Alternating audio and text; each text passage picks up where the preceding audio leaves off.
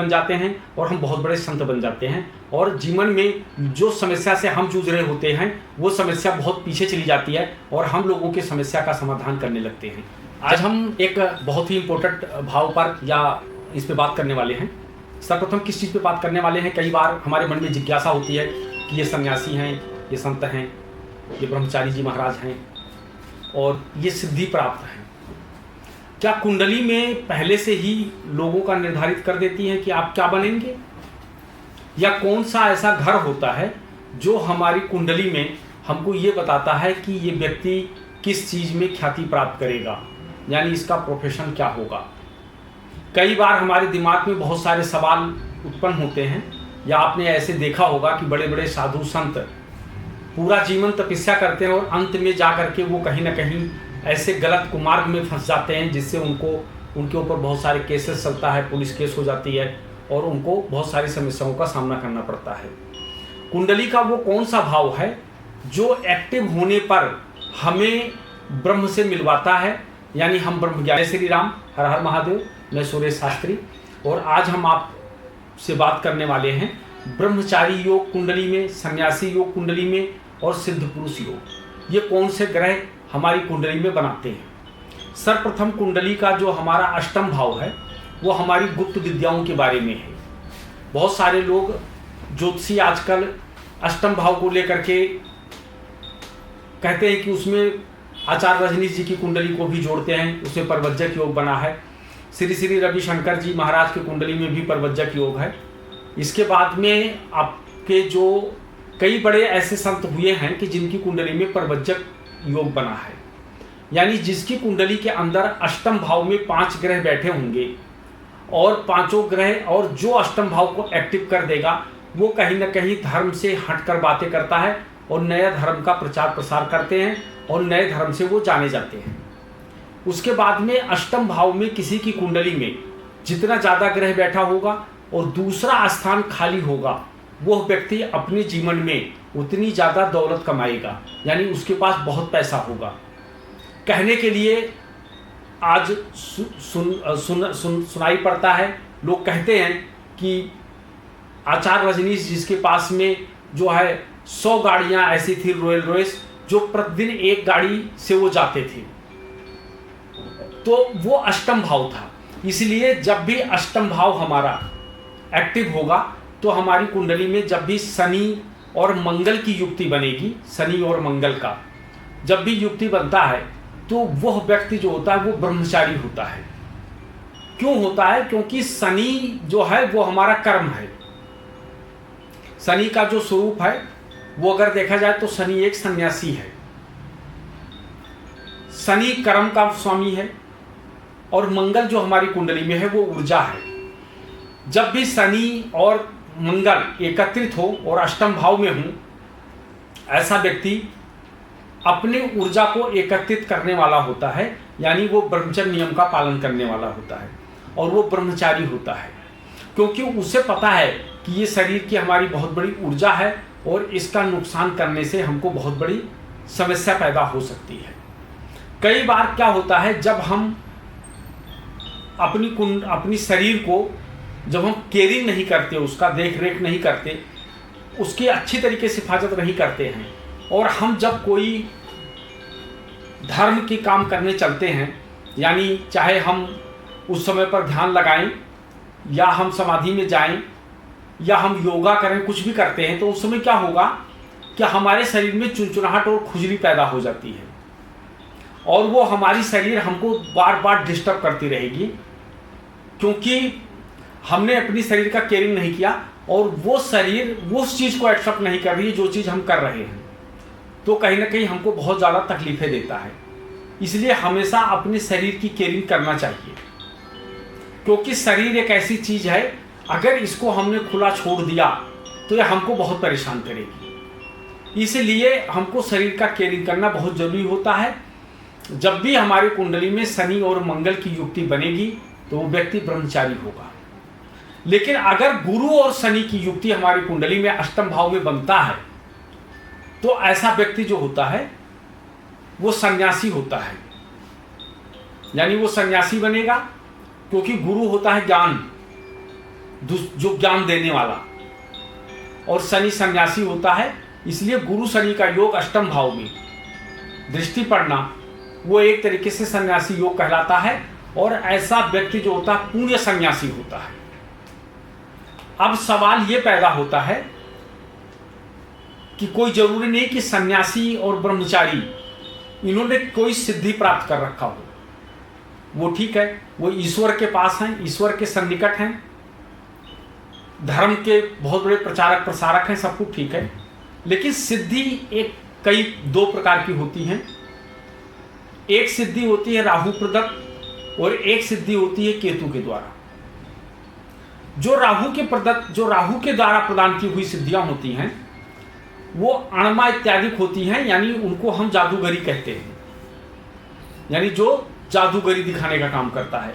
कभी फल बना दिया, मिठाई मंगा दिया, पान फूल मंगा दिया, यानी जो कुछ आप कहते हो वो मंगा दिया, वो होता है राहु से, क्योंकि राहु जादूगर है, जादू है राहु, तत्काल करने वाला है, माया है, मायावी है। और केतु जो है वो पूर्ण ब्रह्म है, शांत है, अंदर से बहुत ज्यादा है, अंदर से बहुत कुछ है, धर्मस्थली तीर्थस्थली इनके सबके दर्शनार्थी हैं। जब राहु किसी के अष्टम भाव में बैठ जाएगा और अष्टम भाव का राहु हो, चंद्रमा से दृष्टिगोचर हो रहा हो या चंद्रमा भी वहां पे बैठा हो, तो ऐसे लोगों का मन जो है वो अणमा इत्यादि सिद्धियों की तरफ जाता है और वो कहीं ना कहीं इस प्रकार की सिद्धि को वो प्राप्त करते हैं और इस सिद्धि से वो लोगों को दिखाते हैं, यानी जादूगरी करते हैं। वो हमारा अष्टम भाव है जो हमको गुप्त विद्या, गुप्त सिद्धि, ये सब चीजें देता है और गुप्त ज्ञान देता है। अब अगर वहां पर केतु चंद्रमा के साथ बैठा हो तो ऐसा व्यक्ति जो होता है वो उसको कितनी बड़ी सिद्धि क्यों ना मिल जाए, बहुत बड़ी ताकत उसको मिल गई, लेकिन वो कभी भी अपने उन चीजों का प्रदर्शन नहीं करेगा, क्योंकि केतु जो है ना वो कभी प्रदर्शन नहीं करता। आप देखते हैं कि जो व्यक्ति सुबेरे सुबेरे, बहुत सारे ऐसे भक्त मिलते होंगे जो ढोल मजीरा कोई भी वाद्य लेकर के और वो जोर जोर से शोर मचाते हुए हरे रामा हरे कृष्णा या किसी देवस्थली पे जाते हैं, वो 100% राहु हैं।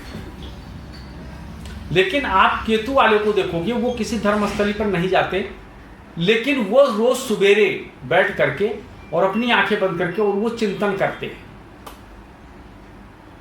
अंदर ही अंदर किसी भी चीज को प्राप्त करने का उपाय करते हैं। अगर ये हम देखते हैं तो ये केतु है।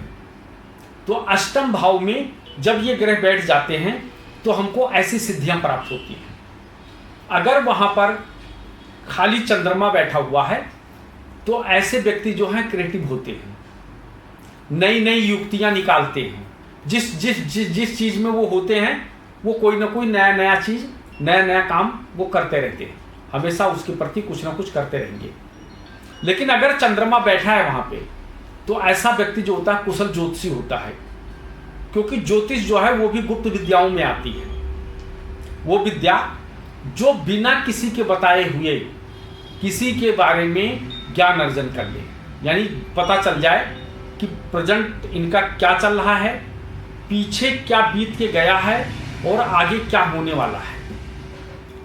ये अगर देखा जाए, आप कोई भी सिद्धि कर लो, लेकिन भूत, भविष्य और वर्तमान, आपको भूत बताया जा सकता है, आपको वर्तमान बताया जा सकता है, लेकिन किसी भी ऐसी शक्ति में ताकत नहीं है, असुरी शक्तियों में, जो आपका भविष्य बता दे।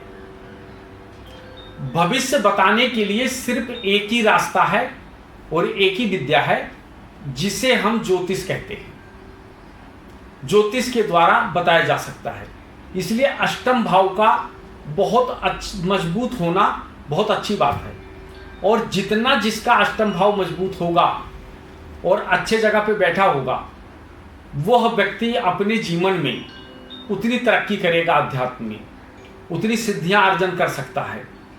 आप आज के ज़माने में जब भी कई बार क्या होता है, हम किसी के अष्टम भाव में राहु बैठा है तो वो व्यक्ति क्या करेगा कि सिद्धि तो नहीं प्राप्त किया है, लेकिन नेट के द्वारा, इंटरनेट के द्वारा और मीडिया में अफवाहें फैला देगा, तरह तरह की बातें करना शुरू कर देंगे। उम्र उनकी 30 साल 35 साल और वो कई सारी सिद्धियों के बारे में बात करते हैं, हमने कई सारी सिद्धि प्राप्त किया है। सर्वप्रथम क्या होता है, तंत्र को या किसी भी गुप्त विद्या को प्राप्त करने के लिए योग गुरु का व्यक्ति के जीवन में होना बहुत जरूरी है। और उस योग गुरु के साथ साथ में एक व्यक्ति को पूर्ण किसी भी विद्या को प्राप्त करने में कम से कम 30 साल से 35 साल लगता है। तब जाकर के ये माना जाएगा कि उस व्यक्ति को विद्या के बारे में कुछ पता है। यहां तो 35 साल की संपूर्ण आयु है और व्यक्ति अपने आप को बहुत बड़ा तांत्रिक घोषित कर देते हैं।